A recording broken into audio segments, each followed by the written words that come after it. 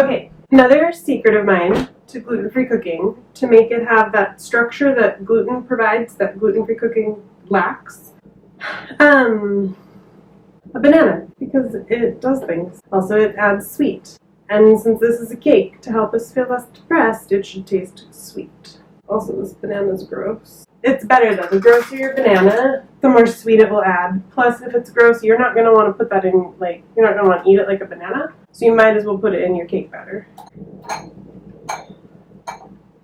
A person thinking ahead might have put the banana in first to avoid the splash and to avoid having to smash it up in the beaten egg milk concoction.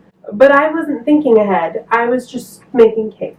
So now I have to carefully smush the banana pieces without splashing too much egg milk stuff out. Good news is, I don't know what the good news is. This is a challenging task. I wish I had thought ahead. There's some self-care tip. Think ahead. You know what? That's fine. It's going to have chunky banana parts in it. It's going to be fine. Next, I need flour. Okay, the trick to gluten-free cooking is diversify. Diversify everything. It's a lot of ingredients because it's hard to make cake without gluten. Okay, so I have here this flour blend, which has lots of things in it. It's not my favorite because it's too starchy. Makes the dough really dense and like flat. Because it has tapioca starch, potato starch, arrowroot starch, guar gum, I'm like, you only need 1 or 2 of those starches. So to make up for that, I'm going to put in some corn flour, masa. This is really easy and cheap to buy. I'm also, because I like the taste of coffee, I'm adding decaf coffee to make a banana coffee cake.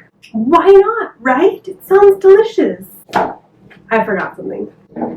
This is almond extract. Any extract is a good idea because it helps make your thing taste sweeter. If you can't tell, this is the part where you make your dough very, very sweet.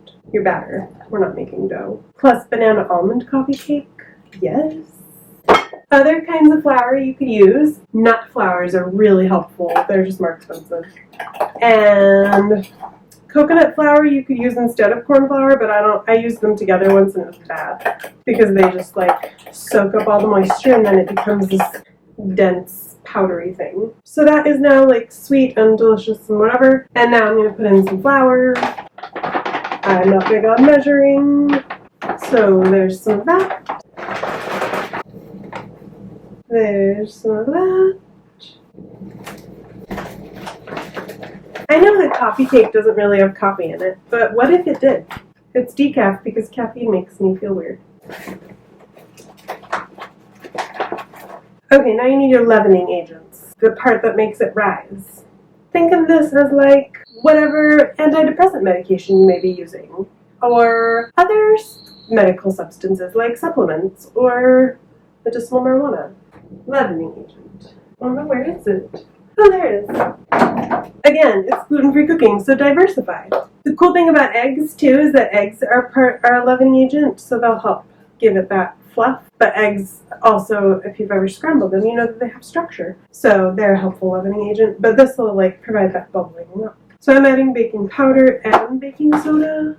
Diversify. The rule for gluten-free cooking is the same for reproduction. Diversify your genes. And now you add spices. We're going to make this spiced with good things, if I can find them.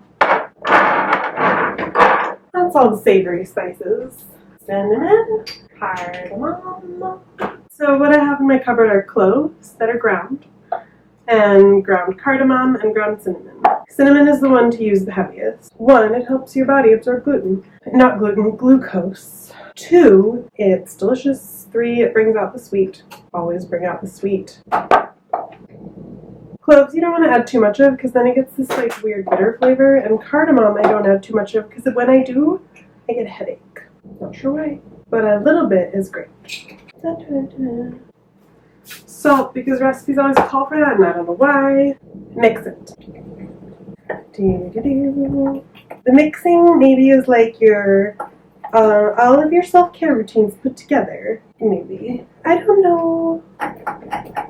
You can also treat depression with a sun lamp or with exercise, I'm told, but I hate exercising. I go for walks. That's what I like. Okay, this is like a little bit thin. So I'm going to add in a little more of the blue one and a little more of the corn one.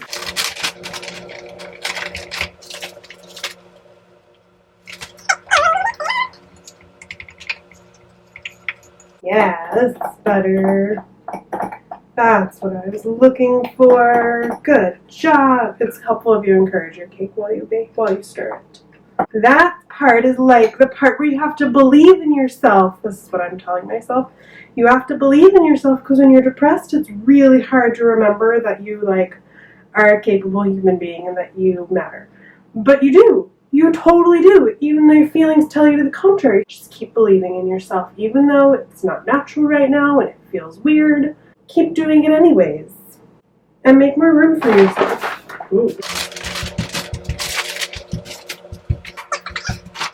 Okay, the last part. Oh, that's butter in there. How helpful. The last part is to get some butter. Remember that? Use your fingers, because it's just you and your beast. Get some butter in there. Yeah. And then rub it around. This is like massaging yourself. Like you could give yourself an earlobe massage or a hand massage. You know, nice touches on your body.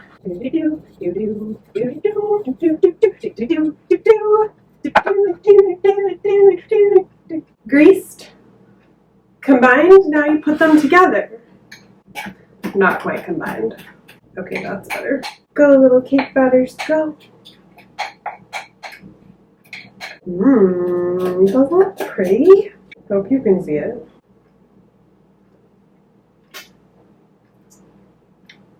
Yeah. Okay. See, the cake is already making me feel nicer. And talking to you. That's really nice to do. I don't know. You'd have to experiment with it. Maybe in my next cake batter I'll do it in case you're allergic to bananas. I don't know your allergies. Just know mine.